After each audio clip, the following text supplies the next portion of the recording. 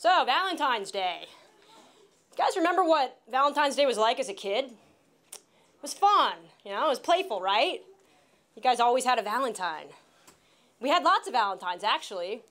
Yeah, because remember in elementary school, you know, the class size averaged like 30 kids. And on that day, you could count on getting a card from each and every one of your classmates. And how'd that make you feel? Pretty good, right? Pretty special. You don't have to show emotion, but it made you feel good, right?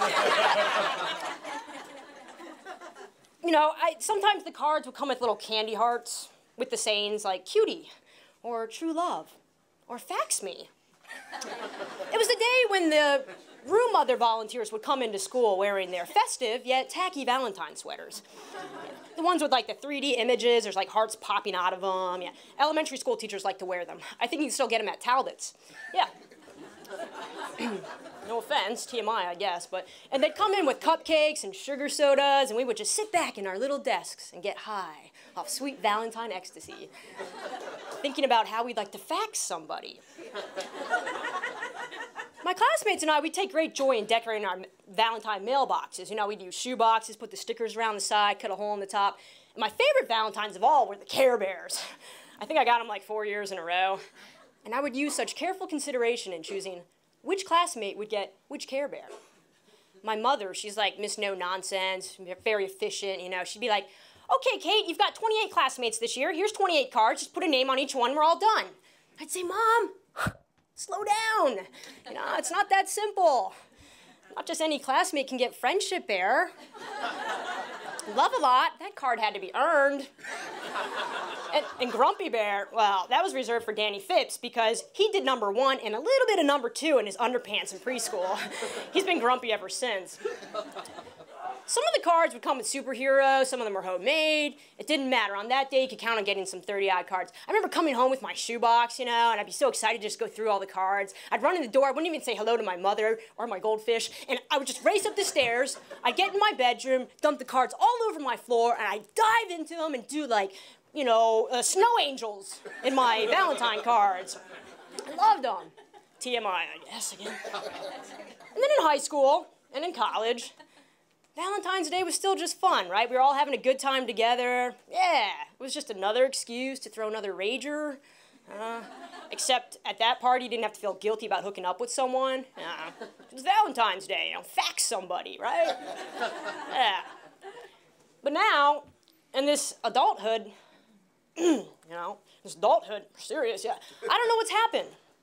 Suddenly, Valentine's Day has turned into a big pressure thing. You know, it's a day which singles out the singles, like me. And thank God it's just one day a year, right? It's not like Christmas. There's a whole season that leads up to it. Dear Lord, what if there were like 12 days of Valentine's Day? On the first day of Valentine's Day, my true love gave to me. Oh, nothing, that's right, because I'm single, remember? Yeah. And then like every verse would be just like that, you know? And I try to just, you know, get through the day, you know, muddle through the day, but you're sitting there at work and watching your office mates get roses and boxes of chocolates, you know, and I try to just tune out, but Paula Stevens from HR, I can't avoid her. I don't know if we have the same pee cycles or maybe her office is in the bathroom, but she's always there when I have to go. And she'll like corner me when I'm coming out of the stalls, you know, and she'll want to talk about Valentine's Day and what she's doing. Josh is taking me to the Palm restaurant tonight. I heard it's the best restaurant in DC. Have you been there?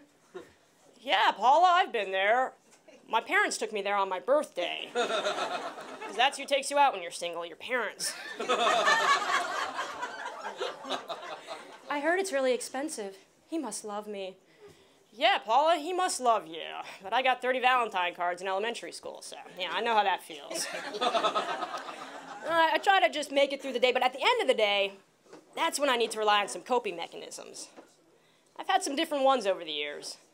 3 years ago on Valentine's Day, my coping mechanism was excessive exercise. Right after work, I headed straight to the gym, head down. I wasn't going to see any happy couples on the street. I got into the gym, I got on the elliptical machine, and I didn't get off for 2 hours and 15 minutes. I was going to elliptical my way through the rest of Valentine's Day. Yeah, I was going to replay that conversation with Paul Stevens and sweat it out. Yeah, kind of like this, but even more. Yeah. I remember there was a line of people waiting to get on the machine below me. I could hear them whining, you know. They were like, hey, I'm waiting to get on the elliptical machine, miss. Are you almost done? And I just looked down and said, hey, I'm waiting for Valentine's Day to be over. Is it almost done? Yeah. The next year, my coping mechanism was excessive drinking. Ravenswood Merlot, 2.5 bottles. Just between Allie and me. Allie's my cat. Allie, at least we have each other. Yeah, you and me, we're fine. Yeah, ain't no grumpy bears in this apartment. Yeah. Hey, Allie, hey, where do you think you're going? Oh, what, you got a date, Allie? Are you going to the Palm? So last year, on Valentine's Day, I was single. But I realized I was tired of hiding. You know, I was tired of spending the day alone. You know, I was like, what, just because I'm single, I can't enjoy Valentine's Day? You know, I remember as a kid, you know, we all celebrated together, we all had a good time, and I thought about, well, how can I enjoy the spirit again? How can I reinsert myself into the holiday? And then I realized what I needed to do. I needed to send out Valentine cards again, right? I remember how great it was to get those messages as a kid. I wanted to spread some cheer to my family, my friends, my coworkers, so I just rolled with the idea from there.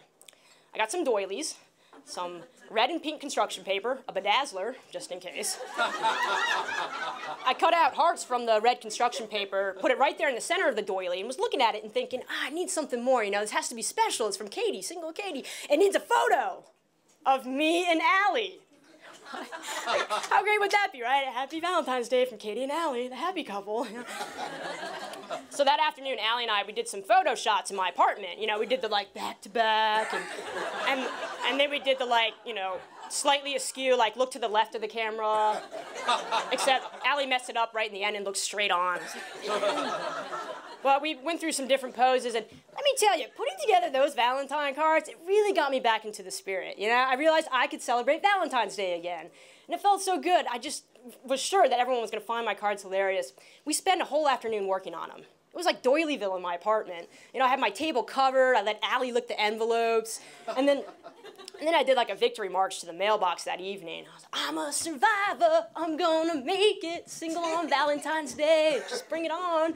And we dropped each envelope in the mailbox individually. With love from Katie and Allie. And then I couldn't wait for February 14th. I was just convinced that I had the most hilarious card. People were just going to love this thing. And I got into work and was just, you know, anticipating like a line in front of my office to just greet me. No one was really there, but I saw my friend Bonnie. She works on my floor, so she walked by my office, and I was like, hey, Bonnie, hey, did you get my Valentine card? And she just said, yeah, a cute cat, Katie. It's like, cute cat? Well, yeah, but, I mean, the card's funny, right? So no one else really said anything, so during lunch, I called my friend Michelle. I was like, hey, Michelle, hey, what's up? It's Katie. Yeah, did you get my Valentine card? It's funny, right? Yeah, Katie, hey. Let's see. Yeah, I got it here. The doily. Wow. You really put a lot of work into these. Yeah. I was like, well, yeah, but what? They're funny, right? So that afternoon, I had to go to the bathroom. Guess who was in there? Paula Stevens. Yep, just waiting for me. I was like, oh, great. Yeah, what do you have going on this year? And what's her plans tonight with Joshy? But instead of talking about her dinner plan, she really wanted to talk about my card. You know, she was like, Katie, I got your Valentine card. Oh, really? That was funny, right? Yeah, it was sweet. Hey, listen, Josh and I have dinner plans again this year, but we think you should come with us. Yeah, we don't want you to be alone on Valentine's Day this year. We think you should come with us, definitely. I was like, what? What happened? I was like, here I was, you know, like trying to spread some joy, some humor. Everyone's just like spazzing out over my card. So this year, it's Valentine's Day, and guess who's single? Yeah! So, yeah, we try to be proud, but, you know. You know what? I need a new coping mechanism. And I decided that would be to spend my evening with a great group of people. And that'd be all of you. Thank you. Hey, so my name's Katie Kelly, and I have been with the Speakeasy group for about a year and a half now, I suppose. Before doing Speakeasy, I'd been doing some stand-up, open open mic comedy, and I was so happy when I found the Speakeasy group. The style is much more in line with something I want to be a part of. The crowd is wonderful. The performers are much more creative and have better material all around to share, I feel. And so I am so happy to be a part of this group. The directors have taught me a hell of a lot about how to craft a good story, how to draw the audience in, and I have grown tremendously over the past year in my performance, and I credit that to our directors of the Speakeasy group. So it's a wonderful performance, wonderful energy. Audience, I always get great feedback that it's a unique experience, that it's vibrant, and that the stories are genuinely well received. So, Speakeasy rocks!